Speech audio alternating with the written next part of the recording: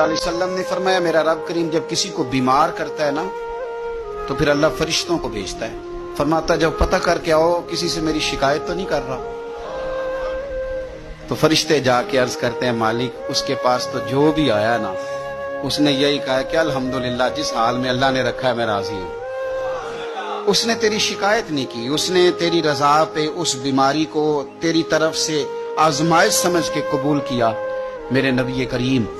अलैहिस्सलातु सलाम फरमाने लगे, रब फरमाते फरिश्तों गवाह हो जाओ, अगर मैं इसे इस बीमारी से शिफा दूंगा तो जो इसके पास खून है इससे बेहतर खून इसे अता करूंगा, और जो इसके पास गोश्त है इससे बेहतर इसे गोश्त अता करूंगा, और अगर मैं इसे इस बीमारी में वफात दूंगा तो फिर मैं इसे जन्नत अता करूंगा।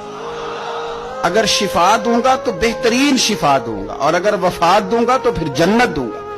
जब आप हौसले के साथ चीजों को कबूल करते हैं, जब आपकी तबीयत के अंदर सब्र छलकता